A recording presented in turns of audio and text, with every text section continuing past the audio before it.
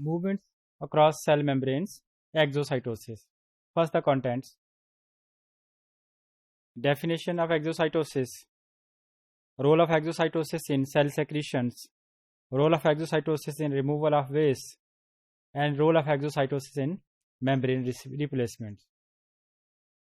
First, the definition. So, exocytosis is the process in which the material present within cell, they are packed into a vesicle and then transported out of cell. Students, अगर हम इसको simple way में define करें कि exocytosis एक ऐसा process है कि वो मॉलिक्यूल्स जिनको सेल से बाहर भेजा जाना है उनको एक वेजिकल की फॉर्म में पैक किया जाता है और उसके बाद सेल मेम्ब्रेन तक लाया जाता है ताकि वहां से वो बाहर जब मूव किया जा सके या उसको जब वो ट्रांसपोर्ट किया जा सके. एक्सोसाइटोसिस एंडोसाइटोसिस के मुकाबले में अगर एक्सोसाइटोसिस को देखा जाए, एंडोसाइटोसिस में सेल मेम्ब्रेन से मटेरियल को पैक करके सेल के अंदर लाया जाता है, जब एक्सोसाइटोसिस में मटेरियल्स को सेल के अंदर से पैक करके बाहर जो है वो भेजा जाता है. अब ये डिफरेंट टाइप्स ऑफ मटेरियल्स हैं जो एक्सोसाइटोसिस के थ्रू सेल से जब वो रिलीज किए जाते हैं. उनको आप दो मेजर कैटेगरीज में जो वो डिवाइड कर सकते हैं. एक मटेरियल की वो कैटेगरी है जिसको हम सेल सिक्रीशंस कहते हैं. सेल सिक्रीशन का मतलब है कि वो यूजफुल सब्सटेंसेस जो सेल के अंदर बनती हैं और उनको फिर क्या दूसरी जगह ट्रांसपोर्ट करने के लिए सेल से बाहर जो वो ले जाया जाता है. जैसे एंजाइम्स हैं. अब एंजाइम सेल के अंदर बनेगा लेकिन उसने वर्क सेल से बाहर जाकर करना है. तो इस केस में जो एंजाइम्स है, जो डिफरेंट टाइप्स ऑफ प्रोटीन यानी एंजाइम्स हैं, वो सेल के अंदर एक वेजिकल की फॉर्म में पैक किए जाते हैं. अब चूंकि जो एंजाइम्स हैं या इस तरह के मॉलिक्यूल्स हैं वो ज़्यादा गोल्गी एपरेटस में बनते हैं, फाइनल होते हैं वो. तो जो फाइनल फॉर्म गोल्गी एपरेटस में आ जाती है मॉलिक्यूल्स की, तो वहां से एक वेजिकल की फॉर्म में उनको पैक किया जाएगा और सेल मेम्ब्रेन तक भेज दिया जाएगा. जब ये वेजिकल सेल मेम्ब्रेन तक पहुंचेगा तो ये सेल मेम्ब्रेन के साथ जैसे ही मर्ज होगा, अटैच होगा, तो वेजिकल सेल मेम्ब्रेन का हिस्सा बन जाएगा, जबकि इसके अंदर जो मटेरियल है वो सेल से बाहर ट्रांसपोर्ट आउट हो जाएगा. इसी तरह से जो न्यूरोट्रांसमीटर्स हैं, न्यूरोट्रांसमीटर आपको पता कि ये खास किस्म की सेक्रेशन जो न्यूरॉन रिलीज करते हैं. तो न्यूरोट्रांसमीटर्स अपना जो है वो न्यूरॉन्स जो है वो अपने न्यूरोट्रांसमीटर्स को एक्सॉन्स एंडिंग के ऊपर आकर रिलीज करते हैं. तो न्यूरॉन की सेल बॉडी में न्यूरोट्रांसमीटर बनता है, वहां से उसको वेजिकल के फॉर्म में पैक किया जाएगा, एक्सॉन तक लाया जाएगा और उसके बाद एक्सॉन तक पहुंचने के बाद उसको सेल से बाहर रिलीज किया जाएगा. तो ये डिफरेंट टाइप्स ऑफ मटेरियल जो है वो. इसी तरह से एक और यूजफुल सब्सटेंसेस की अगर हम एग्जांपल है, जो वो प्रोटीन जिन्होंने सेल मेम्ब्रेन का हिस्सा बनना है. अब जितनी भी प्रोटीन्स हैं वो सारी की सारी साइटोप्लाज्म के अंदर राइबोसोम सिंथेसाइज करवाता है उनको, चाहे वो साइटोप्लाज्म के अंदर सिंथेसाइज हो, चाहे वो एंडोप्लाज्मिक रेटिकुलम के ऊपर सिंथेसाइज हो. वो प्रोटीन जिन्होंने सेल से बाहर जाना होता है वो हमेशा एंडोप्लाज्मिक रेटिकुलम के ऊपर सिंथेसाइज की जाती है.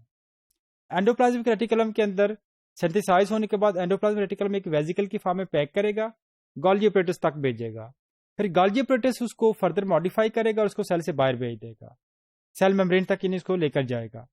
तो ये जो मटेरियल की ट्रांसपोर्ट है, this is the useful substance की एक्सोसाइटोसिस के थ्रू होगी. इस तरह से जो वेस्ट मटेरियल्स हैं, अगर हम इस डायग्राम में देख लें, ये एक वेजिकल है जो कि सेल के अंदर हमारे पास फॉर्मेशन हो रही है. ये वेजिकल बेसिकली बना है, अगर हम इसको फाइनल फॉर्म लेते हैं तो ये आमतौर पर जो वेजिकल्स हैं ये गोल्गी एपरेटस से जो है वो बड ऑफ होते हैं. बड ऑफ का मतलब जैसे कट ऑफ होते हैं. वेजिकल के अंदर डिफरेंट टाइप्स ऑफ प्रोटीन्स हो सकती हैं, कोई और यूजफुल सब्सटेंसेस हो सकती हैं. वेजिकल गोल्गी एपरेटस से कट ऑफ होने के बाद सेल मेम्ब्रेन तक आएगा. सेल मेम्ब्रेन तक आने के बाद वेजिकल सेल मेम्ब्रेन के साथ मर्ज करेगा. इसकी मर्जर से क्या होगा? मर्ज का मतलब है कि उसका हिस्सा बन जाएगा. तो जैसे ही वेजिकल सेल मेम्ब्रेन का हिस्सा बनेगा, वेजिकल की जो मेम्ब्रेन है वो सेल मेम्ब्रेन के साथ अटैच हो जाएगी, उसका हिस्सा बन जाएगी, जबकि जो मटेरियल पैक था वो सेल से बाहर ट्रांसपोर्ट आउट हो जाएगा. Removal of waste.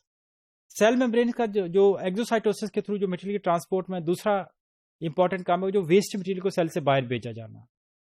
अब बहुत सारे सब्सटेंसेस हैं, जैसे यूनिसेलुलर सेल्स की अगर एग्जांपल लेते हैं, अमीबा अपना फूड जो है वो उसको एंडोसाइटोसिस के थ्रू इनटेक करता है.